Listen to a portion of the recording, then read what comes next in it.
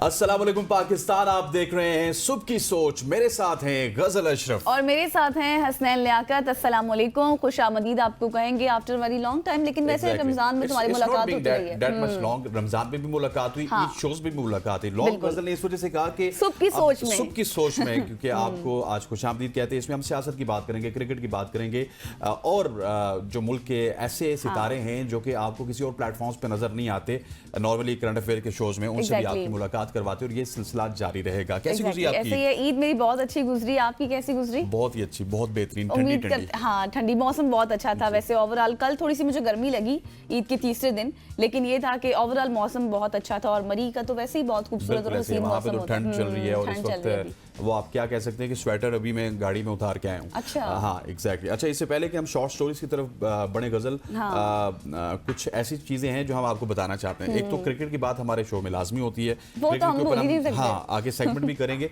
लेकिन इस वक्त हमारी टीम मौजूद है न्यूजीलैंड में, जहाँ पे बाबर आजम और मोहम्मद रिजवान भी पाकिस्तान टीम के साथ मौजूद है। लेकिन अनफॉर्चुनेटली बाबर और रिजवान जब पाकिस्तान टीम के साथ मौजूद नहीं थे तो क्या कहा जा रहा था कि हमारी टीम इसी वजह से हार रही है। लेकिन अब बाबर भी मौजूद है, रिजवान भी मौजूद है। फिर भी हार रहे हैं कि 32-40 पे पाकिस्तान के 5 खिलाड़ी आउट थे और उसके बाद नसीम शाह और फहीम अशरफ की जानिब से कुछ ऐसी बल्लेबाजी देखने को मिली कि हम हारे तो जरूर, लेकिन थोड़ा सा इज्जत से जो हार होती है ना वो हमें मिली है। सो अनफॉर्चुनेटली पाकिस्तान टीम का जो हार का सिलसिला है वो खत्म नहीं हो रहा। चैंपियंस ट्रॉफी से पहले भी देख लें, चैंपियंस ट्रॉफी के बाद भी देख लें। न्यूजीलैंड की बी टीम, न्यूजीलैंड के बच्चे हमें मार रहे हैं इस न्यूजीलैंड की टीम में। हो रही है, कह रहे हैं कि छोटी टीमों में शुमार करें पाकिस्तान को। और देखें ना, न्यूजीलैंड के कोई बड़े सुपरस्टार नहीं खेल रहे, केन विलियमसन नहीं खेल रहे, फिलिप्स नहीं खेल रहे और बहुत सारे सेंटनर नहीं खेल रहे। हमारे जो है वो किंग खेल रहे हैं, हमारे किंग्स खेल रहे हैं, प्रिंसेस खेल रहे हैं, ब्रेडमैन खेल रहे हैं, ईगल्स खेल रहे हैं, लेकिन अनफॉर्चुनेटली रिजल्ट नहीं आ रहा है। इसके हवाले से हम आगे जाके प्रोग्राम में भी बात करेंगे। अच्छा गजल, मैं आपसे ये पूछना चाहूंगा कि मुझे ये बताइए कि हमारे यहाँ कल से खबर गर्दिश कर रही है कि वजीर आजम शहबाज शरीफ साहब कौम को कुछ बड़ी खुशखबरी देंगे। वो क्या खुशखबरी देने वाले? मुझे लगता है कि आपके पास कोई इनसाइड स्टोरी है। इनसाइड स्टोरी ये है, रिसोर्सेज की जानिब से जो खबरें आ रही हैं सामने, वो ये है कि आज कौम से खिताब किया जाएगा। पीएम हमारे करेंगे खिताब और वो खुशखबरी कोई भी हो सकती है, अहम फैसले किए जाएंगे। इसके साथ साथ अब कुछ भी खुशखबरी हो सकती है, वो कौन सी हो सकती है ये सब कुछ आपने खुद गेस करना है। बिजली की कीमतों में कमी हो सकती है, सरप्राइज देने का ऐलान किया जाएगा आज, इस वक्त जरा ये बता रहे हैं। और आज जिस टाइम भी खिताब होगा सबने जो है ना गौर लगाकर सुनना है कि पीएम ने हमें कौन सी खुशखबरी आज देनी है। जिस तरह की खबरें आ रही हैं या गजल जिस तरह बता रही है ना, मुझे लगता है कि कहीं आवाम के साथ प्रैंक ना हो जाए। नहीं, कोई प्रैंक नहीं होगा, ये मैं आपको बता दूं। प्रैंक आज कोई नहीं होगा। सोशल इश्यूज के हवाले से कुछ अहम फैसले किए जाएंगे, रिफॉर्म्स जो हमारी हो रही हैं। इसके साथ साथ बिजली की कीमतों में कहा जा रहा है कि कमी का ऐलान मुतवक्किल है आज। अल्लाह गजल की जुबान को मुबारक करे। अगर आज प्रैंक हो गया तो ये क्लिप मेरे पास मौजूद है, इंशाल्लाह कल इसको हम प्ले करेंगे। खवातीन अब आगे बढ़ते हैं और शॉर्ट स्टोरीज की तरफ बढ़ते हैं। गजल, आप आइसक्रीम तो खाती होंगी? बिल्कुल, आज मैंने ईद पे भी बहुत खाई इस दफा। आइसक्रीम ईद पे भी खाई है। आपकी आइसक्रीम की कीमत क्या होती है वैसे?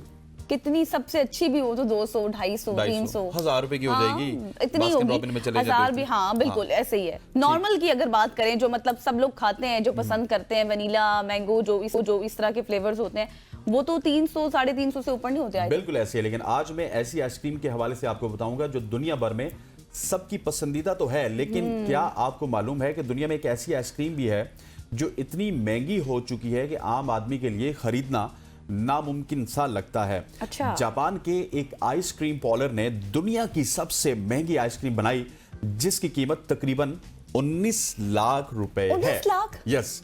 और ये कोई आम आइसक्रीम नहीं है, बल्कि ये खास तौर पर बनाई गई, खास लोगों के लिए तैयार की गई, वही मैं आपको बता रहा हूँ। जो इसके अंदर कुछ लग्जरी और इंफरादियत के जो शौकीन अफराद हैं उनके लिए कुछ इंग्रेडिएंट्स डाले गए। और इस आइसक्रीम में ऐसे नायाब अज्जा शामिल किए गए जिन्हें दुनिया के महंगे तरीन अज्जा में शामिल किया जाता है। मिसाल के तौर पे इसमें ज़ाफ़रान के साथ तैयार करदा नीला कीमती ट्रफल्स और सबसे हैरत अंगेज चीज खाने के काबिल खालिस सोने के पत्ते शामिल किए गए हैं। सोना भी इसमें शामिल है लेकिन खाने के जो काबिल होते हैं। ठीक है, इस आइसक्रीम को मजीद मुनफरिद बनाने के लिए एक ऐसे कटोरे में पेश किया जाता है जो कीमती हीरे से मुज़य्यन होता है। अच्छा, फिर तो इसकी जो है ना वो 19 लाख कीमत समझ भी आती है। इस वक्त स्क्रीन पर आप देख सकते हैं और ये सुनकर शायद पीपल में भी अमेज्ड, मतलब बहुत ज़्यादा सरप्राइज हो जाए। लेकिन लोगों को जो है ये देखना चाहिए कि आइसक्रीम में सोना है और जिस समय बिल्कुल एग्जैक्टली, तो इसलिए भी इसकी कीमत बहुत ज़्यादा है। और प्याला बहुत ज़्यादा खूबसूरत है, कटोरा जो इसकी हसनैन ने बात की है। और आइसक्रीम जो है ना, हम सब ये सोचते हैं कि हम इतनी महंगी क्यों खरीदेंगे, लेकिन जब इस तरह की आइसक्रीम होगी तो दुनिया में ऐसे लोग मौजूद हैं जो खाने पीने में भी इनफरादियत और ऐश व इशरत को ज़्यादा तरजीह देते हैं। और इस आइसक्रीम को बनाने का मकसद भी यही था कि ये एक ऐसा जो है ना एक्सपीरियंस बने जो दुनिया में किसी और को नसीब ना हुआ हो कभी। और आम लोग सिर्फ इस बारे में सुनकर हैरान हो सकते हैं, जैसे कि मैं भी आपके सामने हैरान हुई, लेकिन हकीकत ये है कि कुछ अफराद अपनी पसंद और लाइफस्टाइल के मुताबिक जिंदगी गुजारते हैं और ऐसी नायाब चीजों पर लाखों रुपए खर्च करने से नहीं घबराते। और यह आइसक्रीम एक अलामत थी कि खाने पीने में भी लग्जरी का एक नया मयार कायम हो चुका है, जहां जायके के साथ साथ स्टेटस भी जो है वो भी उसकी भी अहमियत है और इनफरादियत को भी तरजीह दी जाती है। इसलिए जो है वो इस तरह की आइसक्रीम है। मेरे ख्याल से लोगों को शायद इसके ऊपर 19 लाख रुपए खर्च नहीं करना चाहिए, वो हमें दे देना चाहिए। हम उनको 19 बरसों के लिए आइसक्रीम फ्री कर देंगे। बिल्कुल एग्जैक्टली ऐसा ही है, क्योंकि आपको पता है कि आइसक्रीम तो ये है कि जब मूड हो, जैसे मैंने ईद पे बहुत ज्यादा खाई है इस दफा, लेकिन 19 लाख रुपए की आइसक्रीम खाने से पहले हर इंसान सोचेगा। सोचो। आगे बढ़ते हैं और आपको पता है कि जब भी आपको पता है हसनैन की कोई भी ऐसी कुदरती आफात जो होती हैं, जैसे पाकिस्तान में 2005 का जिलजिला आपको याद है, उसके आज तक 8 अक्टूबर 8 अक्टूबर 2005 नहीं 8 अक्टूबर 2005 था। तो आज तक आपको पता है कि वो याद किया जाता है। और दीगर भी हम जब मतलब छोटा सा भी सिलसिला है तो हमारी बिल्कुल माइंड में ये एक चीज़ क्लिक करती है। लेकिन आपको पता है कि हमेशा से जब जो कुदरती आफात होती हैं वो अपने पीछे ऐसी कहानियां छोड़ जाती हैं जो कभी भुलाई नहीं जा सकती। और आज हम जिक्र कर रहे हैं म्यांमार के हवाले से, जहाँ पर अभी रिसेंट एक खौफनाक जिलजिला आया है जिसकी शिद्दत 7.7 थी और इस ज़िलज़िले ने हज़ारों घरों को मिट्टी का ढेर बना दिया। स्क्रीन पर पिक्चर्स आप देख सकते हैं कि कितना ये शदीद ज़िलज़िला था। सैकड़ों जिंदगियां निकल ली इस ज़िलज़िले ने और पूरे मुल्क में कोहराम बर्पा हो गया। लोग बहुत ज़्यादा खौफजदा होकर घरों से बाहर निकले और इसके साथ साथ सड़कों पर अफरा तफरी फैल गई। हर तरफ चीखों पुकार सुनाई दे रही थी। ऐसे में सबकी कोशिश, आपको पता है जब इस तरह से कोई भी इंसिडेंट होता है तो लोग अपनी जान बचाने के लिए ज़्यादा कोशिश होते हैं कि हाँ, लेकिन आपको मैं बताऊं कि ये स्टोरी शेयर करने का मकसद ये है कि ऐसे लोगों में कुछ लोग अपनी जान से ज्यादा दूसरों की हिफाजत को मुकद्दम रखते हैं। और म्यांमार के चाइल्ड केयर सेंटर्स में काम करने वाली जो नर्सें थी उन्होंने भी एक ऐसा ही कारनामा सर अंजाम दिया। इस ज़िलज़िले के दौरान गैर मामूली हिम्मत उन्होंने दिखाई और कुर्बानी का मुजाहरा किया। जब जमीन लरज रही थी, दीवारें गिर रही थी और हर कोई भागने की कोशिश कर रहा था और ये नर्सें जो हैं वो अपनी जगह खड़ी रही। उनके अपने सामने जो है मासूम बच्चे थे जो खौफजदा होकर चीख रहे थे, उनके चेहरे आंसुओं से भीगे हुए थे और वो कुछ समझने से कासिर थे। ज़ाहिर है इतना छोटा बच्चा क्या कर सकता है। और उनके साथ जो कुछ हो रहा था वो सब मतलब देख रहे थे, हर तरफ शोर हो रहा है। तो नर्सों ने इन बच्चों को अपनी बाहों में समेट लिया, उन्हें तसल्ली दी, उनका हौसला बढ़ाया और हर मुमकिन कोशिश की कि उन्हें किसी भी किस्म का नुकसान ना पहुंचे। बिल्कुल ऐसी है। अगर ये नर्सें गजल चाहती तो बाकी सब की तरह अपनी जान बचा के भाग सकती थी, लेकिन उन्होंने ऐसा बिल्कुल नहीं किया। उन्होंने बच्चों के साथ वहां पे खड़े होके एक कुर्बानी का जो जज्बा था उसको भी उजागर किया, क्योंकि वो जानती थी कि अगर वो उन्हें उस वक्त छोड़ के चली गई तो ये बच्चे खौफ और अफरा तफरी में मजीद बेबस नजर आएंगे। और कई नर्सों ने अपनी जान को खतरे में डालकर बच्चों को गिरती हुई चीजों से बचाया, उनके लिए महफूज जगह तलाश की और इस वक्त तक उनके साथ रही जब तक इमदादी टीमें वहां पे पहुंच नहीं गई। और सोशल मीडिया पर इन बहादुर नर्सों के हवाले से बात की जाए तो उनकी कहानियां वायरल हो रही हैं और लोग उन्हें हीरो करार दे रहे हैं। ये सिर्फ एक वाकया नहीं बल्कि ये हमें ये सिखाता है कि हकीकी बहादुरी वो होती है जब इंसान अपनी हिफाजत के बजाय दूसरों के लिए खड़ा होता है। म्यांमार की इन नर्सों ने साबित किया कि जब दुनिया मुसीबत में हो तो कुछ लोग ऐसे भी होते हैं जो अपनी जिम्मेदारी निभाने के लिए हर कुर्बानी देने को तैयार होते हैं और यही असल इंसानियत है और यही हकीकी कुर्बानी है। एग्जैक्टली बिल्कुल आपने ठीक कहा है। और जिस तरह से ये इस वक्त पिक्चर्स वैसे मैंने देखी, बहुत सी ऐसी विजुअल्स मैंने देखे जिसमें बहुत ज्यादा शदीद ज़िलज़िला था, जिस तरह बिल्डिंग्स वगैरह गिर रही थी और लोग जिस तरह से परेशान थे। लेकिन वैसे इनको हम क्या ही कह सकते हैं कि बहुत ज्यादा अच्छा काम इन्होंने किया है कि बच्चों को संभाला है एटलीस्ट, चले और कुछ नहीं तो बच्चों के हवाले से जो उन्होंने काम किया है वो एक काबिले सताइश है।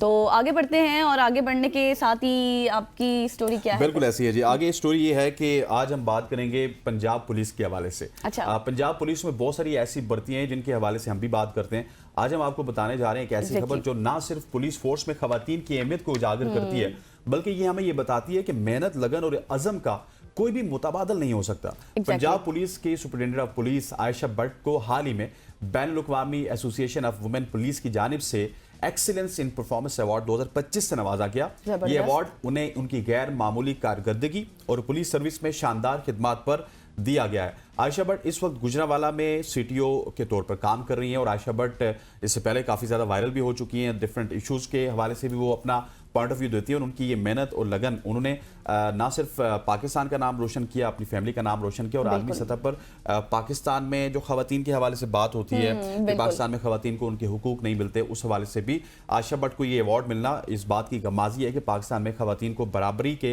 हुकूक मिलते हैं और पाकिस्तान में खवातीन दिन ब दिन तरक्की कर रही हैं। एग्जैक्टली आपने बहुत अच्छी बात की है कि खवातीन को बराबरी के हुकूक, क्योंकि आपको पता है कि इससे पहले हम अपने ही शो में बहुत सारी चीज़ें ऐसे शेयर कर चुके हैं या फिर हम आए रोज न्यूज़ में भी देखते हैं जिस तरह से खवातीन के साथ, यानी आपको याद होगा कि एक हमने रिपोर्ट भी शेयर की थी जिसमें खवातीन को जिस तरह से टॉर्चर किया जाता है या फिर एक बड़ी तादाद थी खवातीन की जिनके साथ अच्छा सलूक नहीं होता है। लेकिन आयशा भट्ट ने बहुत अच्छा कारनामा सर अंजाम दिया, बहुत अच्छी ड्यूटीज़ की, जिसकी वजह से उनको जितना भी सराहा जाए वो कम है। और आयशा भट्ट की ये कामयाबी महज एक इनाम नहीं है बल्कि खवातीन पुलिस अफसरान के लिए एक बड़ा कदम है जो अपनी मेहनत, अपने जज्बे और अपनी कम्युनिटी की खास तौर पर खिदमत करती है। और पंजाब पुलिस के inspector general doctor Usman Anwar ने भी आयशा भट्ट को इस शानदार कामयाबी पर मुबारकबाद दी है और इससे पूरी पुलिस फोर्स बिलखुसूस खवातीन अफसरान के लिए एक फख्र का लम्हा भी करार दिया। और उनका ये भी कहना था कि ये अवार्ड आयशा भट्ट की मेहनत और अज़्म का एतराफ़ भी है और ये एजाज़ न सिर्फ आयशा भट्ट की कारकर्दगी को तस्लीम करता है बल्कि पाकिस्तान में खवातीन की बढ़ती हुई शिरकत और पुलिस फोर्स में उनके किरदार की अक्कासी भी करता है। ज़्यादा से ज़्यादा खवातीन को इस शोबे में आगे आना चाहिए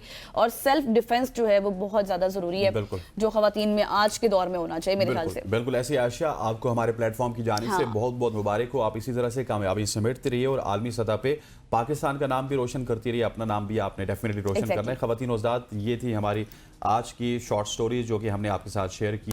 यहाँ पे वक्त वो चाहता है एक शॉर्ट सी कमर्शियल ब्रेक का। ब्रेक लेते हैं, वापस आते हैं। Stay with us.